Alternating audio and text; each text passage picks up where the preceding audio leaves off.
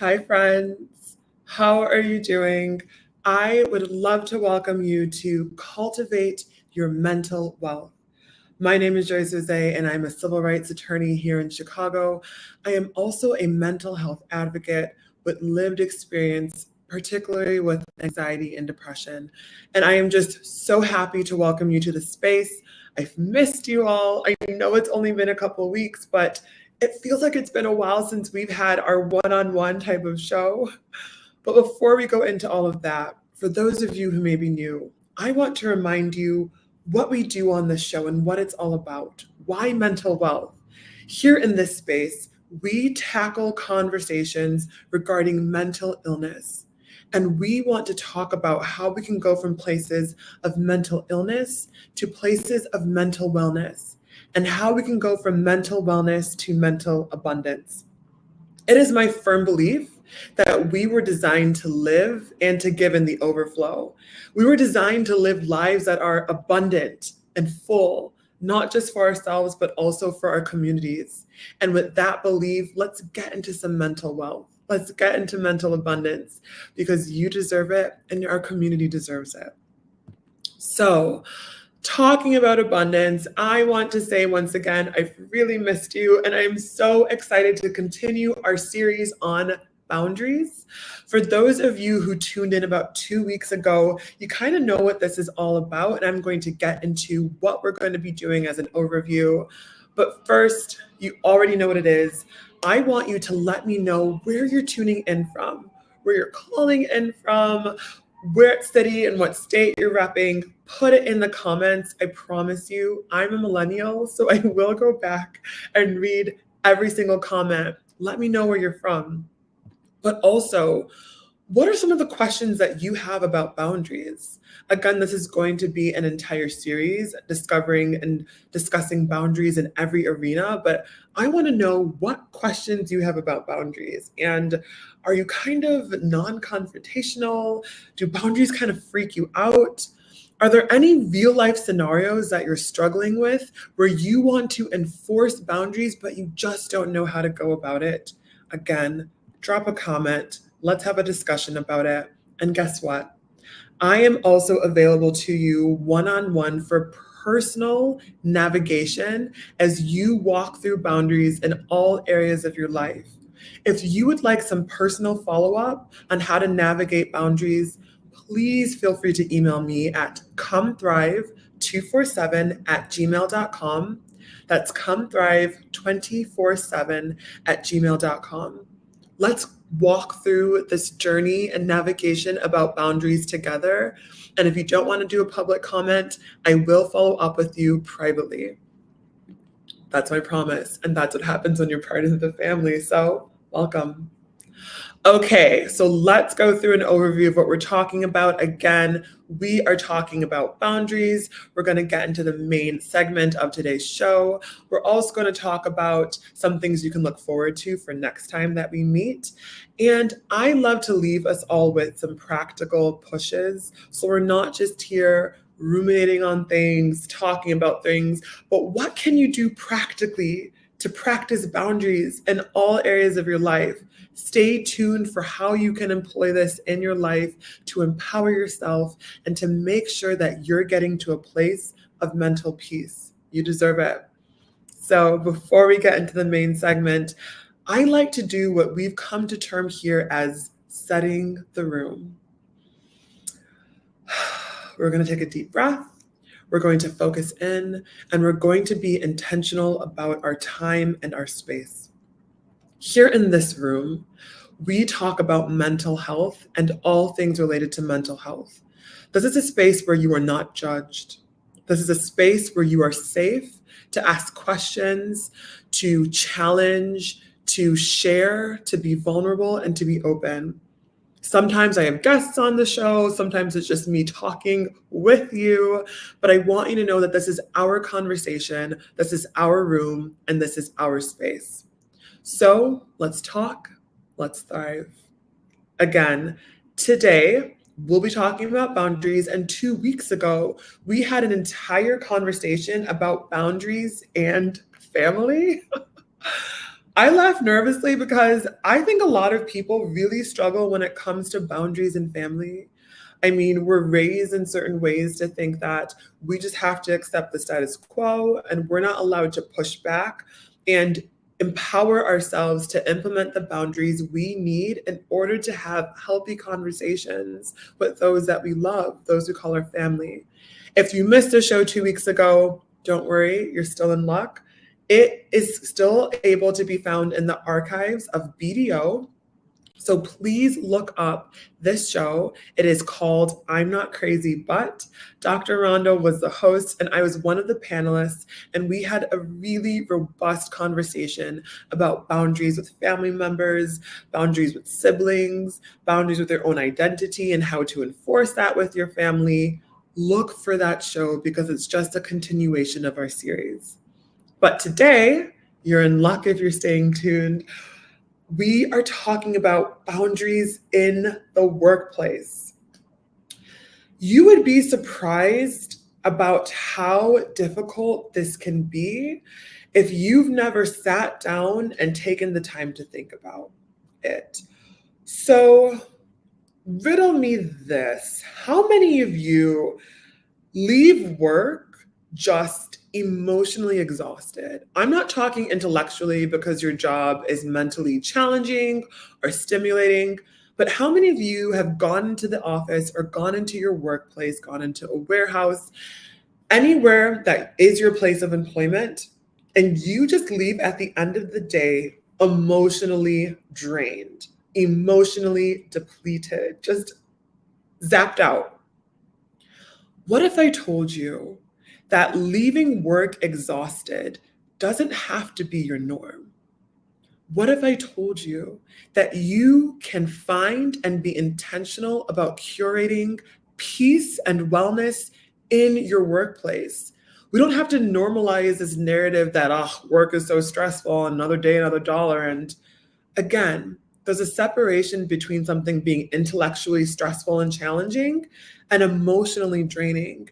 And your workplace need not and should not drain you emotionally.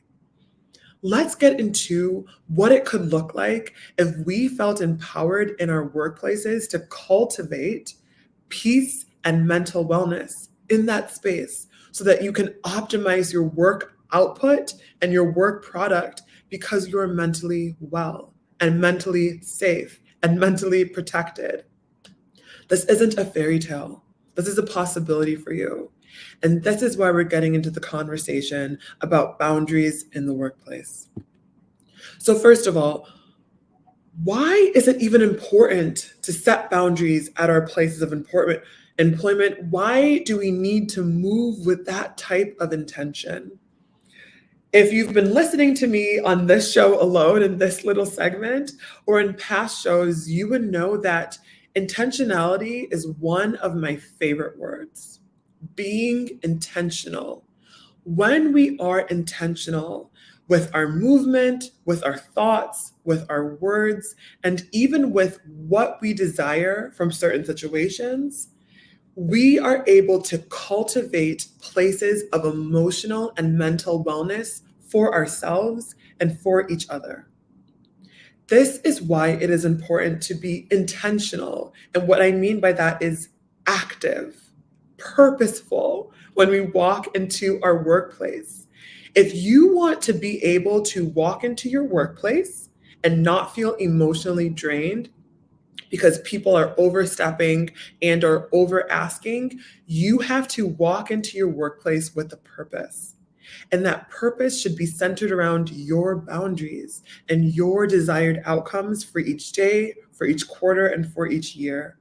This is why boundary setting at our places of employment is so important. We want to be well. We want to meet certain workplace objectives. We want those promotions. We want those raises.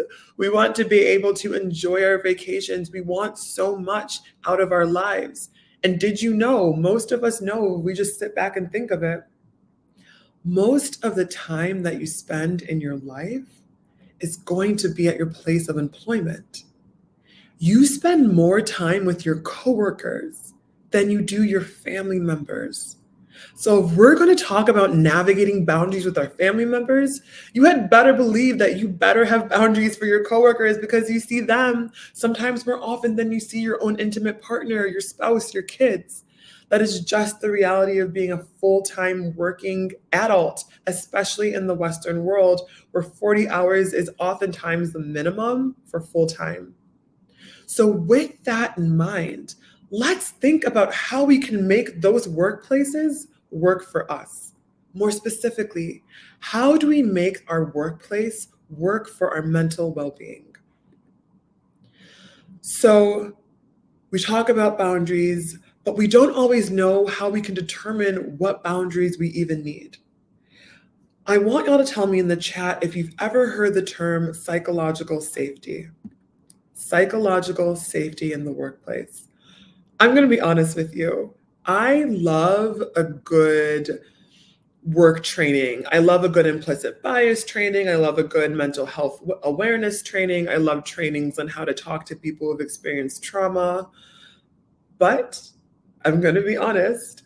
When I was in one of those trainings and someone mentioned psychological safety in the workplace, I had to hold myself back from rolling my eyes because I genuinely thought it was one of those fluffy, hippie terms that, millennials like me or someone made up just to have another way to make money and bring these types of ideas into corporate and the workplace. I'm just being transparent because we're real in this space. But then I looked into it and I am glad to admit that I was totally wrong. So, psychological safety is a term that was first coined by a woman named Amy Edmondson, and she's a professor at Harvard Business School.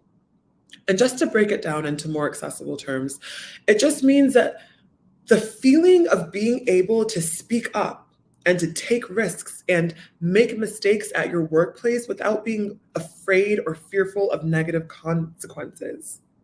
That is the feeling of being able to speak up, to take risks, and to make mistakes without fearing negative consequences. More specifically, psychological safety is the belief that you won't be punished or humiliated for speaking up with ideas, questions, concerns, or mistakes. When you look into that, when you look into what it means to feel psychologically safe at your workplace, it is actually something innate that all of us wish to have, not just in our workplace, but in all of the environments in which we find ourselves. Of course, you want to be able to go into your job and to make a mistake and not be ridiculed. Of course, you want to be able to go into your job and maybe you've been promoted and you need to learn the ropes and you don't want to fear being demoted or being fired or even just being ostracized by your peers or by your superiors. That is, in essence, what it means to feel psychologically safe in your workplace. Being able to take risks and to optimize your gifts because you can only develop your giftings if you use them. But what word did I just use there? Development. That means that you're growing into it, you're progressing into it. And the expectation of you, of yourself, and of your coworkers and your supervisors should not be perfection. So when we're talking about psychological safety, maybe I've convinced you if it's important, maybe you need more buy-in. I encourage you to look into it deeper, and we're going to have more conversations of what it means to be psychologically safe, not just in work, but in, again, other environments. But if you're with me, and you should be, and you've bought into the importance of it, this is why the introduction of boundaries, again, is so important. So it is important for me to want to be able to take risks and want to be able to voice my opinions and not fear backlash. But how do I find or cultivate psychological safety? How do I gauge or measure whether my workplace is psychologically safe in the context and the conversation of setting boundaries? And do those boundaries look different with my coworker? Do those boundaries look different with my boss? Yeah, sort of. Let's take each of them by turn. So, your coworkers. Again, some of you may already know this, but I cannot stress this enough for the empaths in the room. For the people who don't know strangers, that is, you can meet someone and you become fast friends with them. That's also me. For the people who are really good at looking around the room and identifying ways to make the atmosphere more team based, ways to boost the morale in the workplace. How many of you are those kind of people? You walk into your workplace and you want to connect with people, not necessarily because you want more friends, but you want people to have a good work day. You want the work environment to be positive, to be beneficial. If that's you, drop it in the chat. Or maybe you're someone who walks into work, clocks in, and you're ready to clock out, shut down. So boundaries for you looks like total shutdown. Neither is right or wrong, but both need to be looked at to see what type of boundaries should we be setting up. And is there such a thing as too many boundaries or being too closed off? So with your coworkers, if you lean towards becoming fast friends with people, yeah, and you want them to feel good, you want them to feel safe, you want to help them with projects, you want to make sure that everyone on the team is optimizing their work product and their output, and you're just that type of leader in the workplace. Boundaries are so critical for you because oftentimes when you're deeply empathetic, when you're very committed to workplace morale, when you're very committed to making sure that everyone is okay on the team, it might come at a cost to you. I'll tell you a story. I had a coworker whose MO and way of operating was just to make sure that everyone liked her. Everyone was her friend. She's the person who's going to meet the new person at the door and be like, "Hi, my name's X, and I'm going to show you around, and I'm going to make sure you're all set up, and I'm going to tell you where IT is. And I know that we have a manager who's supposed to be doing all of this, but I'm going to be the one to hold your hand and to walk you through. And me, I want to help you." I got to know that coworker, and over the course of time, we became actual friends outside of work. And she confided in me that she was struggling with boundaries because what would happen is she would give so much of herself personally. She would show up for people, she would be there with people, she would share things with people, she would overshare things with people, and she realized it wasn't being reciprocated. The thing to be mindful with there, and the answer in terms of boundaries there, is not to shut down. The answer is to remember the setting that you're in.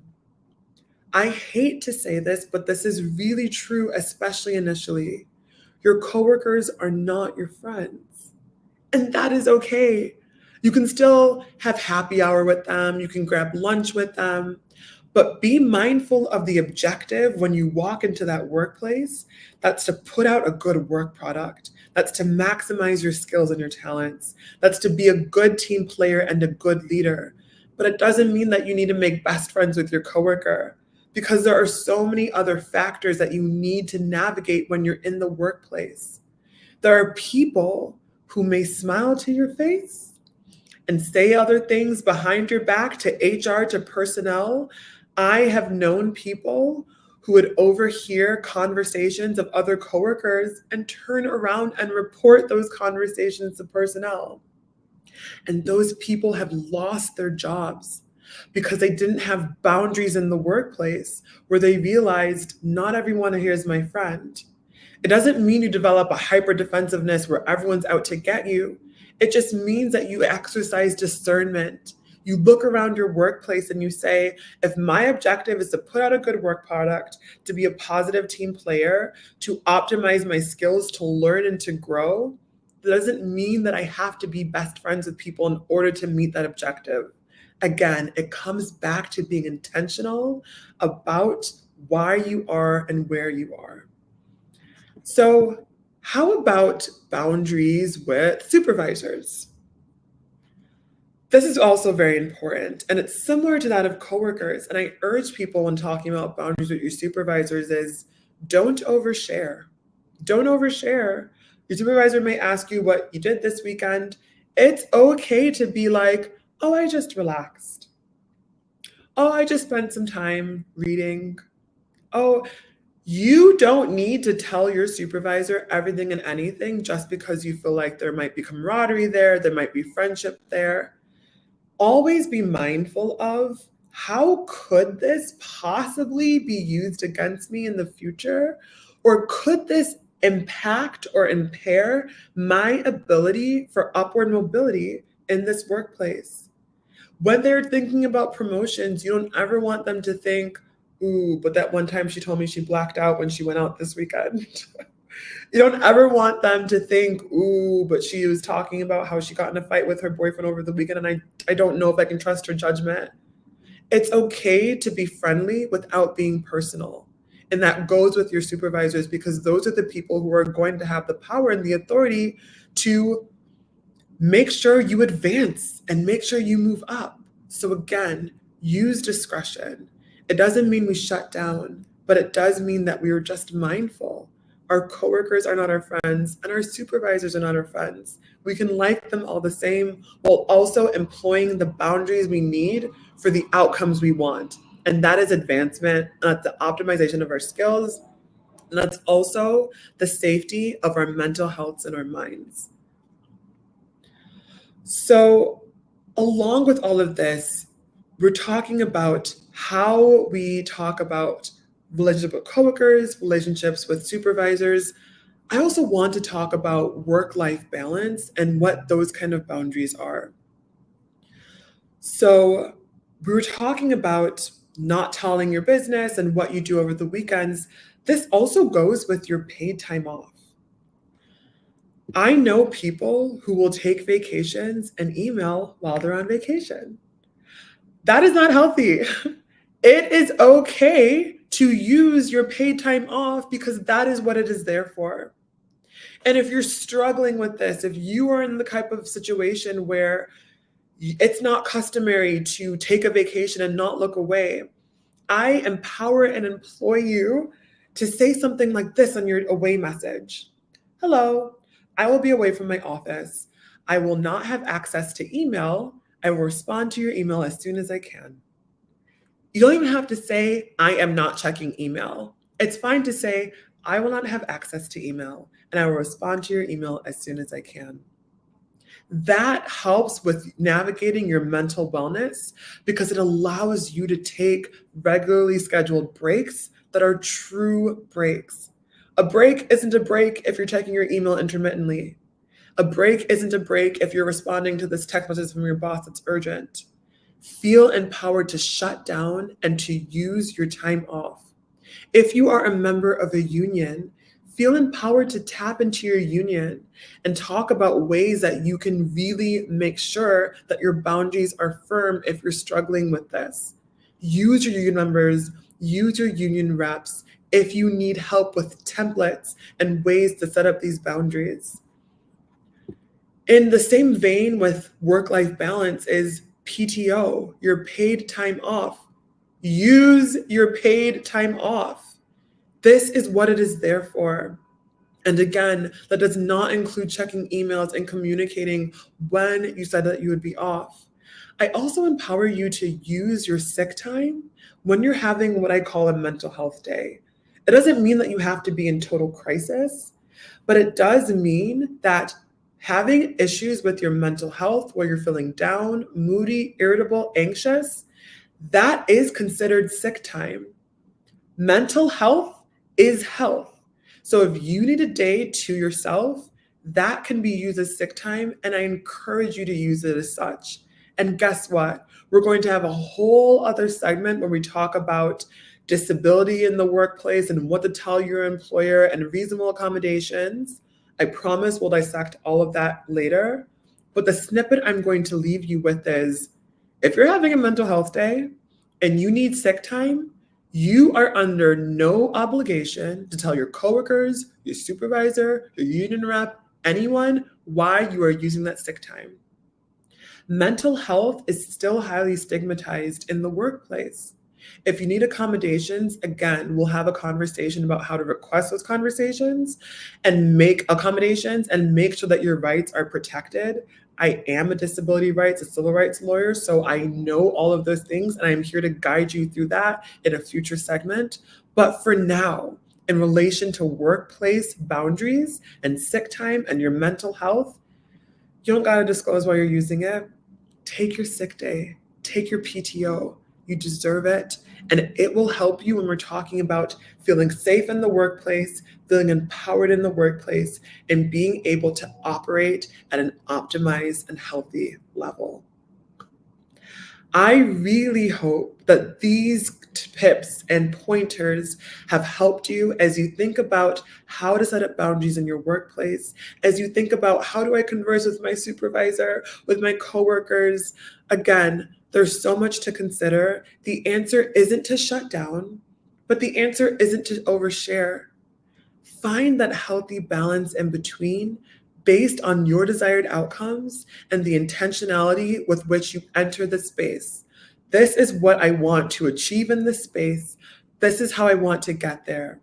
And this is the balance that I want to strike where I can protect my mental wellness and my outcomes, and I can optimize my advancement in the workplace. So, this is normally a time where I'll have live check-ins, but I want you to know again, drop comments. Do you have employment related questions as it relates to boundaries, mental health, your supervisor? Feel free to drop it in the comments. I will follow up with you all individually. And if you don't want to share, again, please reach out to me for personal one-on-one follow-up at comethrive247@gmail.com. I have loved this conversation with y'all. I want y'all to stay tuned because we're going to get to practical pushes. But next time, Tuesday, September 26th at 7 p.m. Central Standard Time, we are talking about boundaries in friendships. Boundaries in friendships. A lot of y'all have asked me actually about how do I talk to my best friend of 20 years about the thing that she's doing that's bothering me? How do I know when it's time to end a relationship? That's my platonic friend. And how do I speak up for myself? How do I do it? I know something's wrong, but I don't know how to do it. Stay tuned September 26th at 7 p.m. Central Standard Time for all of this and more. We're going to have a couple special guests, so you're going to want to join the conversation. Okay, friends, now is the time of the segment where I leave you with some practical pushes so you can be empowered to walk in your boundaries in your workplace. Stay tuned.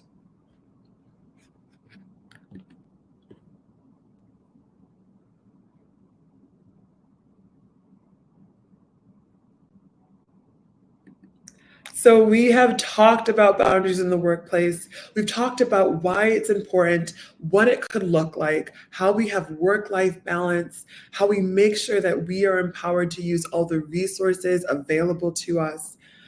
I want you to know that you are able to set boundaries. I am not someone who normally likes conflict.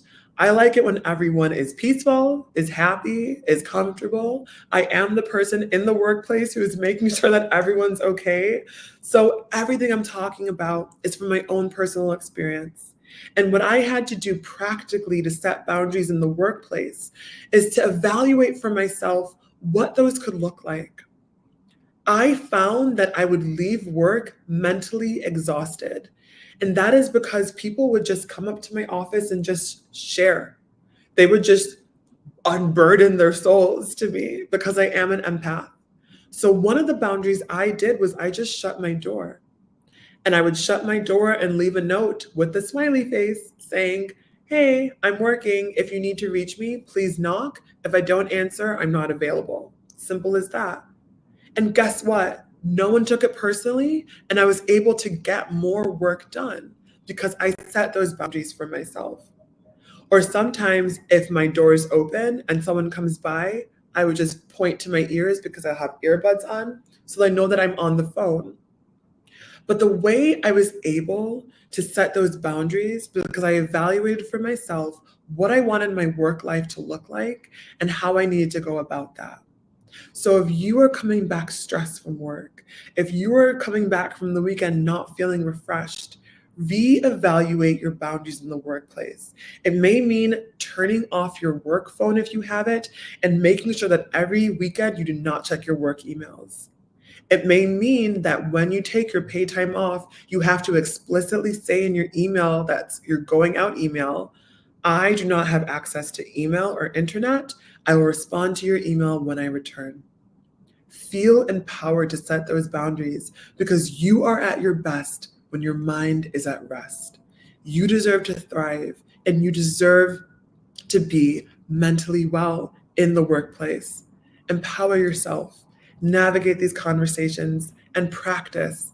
It may not be natural, but I promise it's worth it. Okay, friends, I am so proud of y'all. I am so glad that we were able to have this conversation, and I cannot wait to connect with y'all one on one. Until the 26th, I hope that you go thrive. Take care.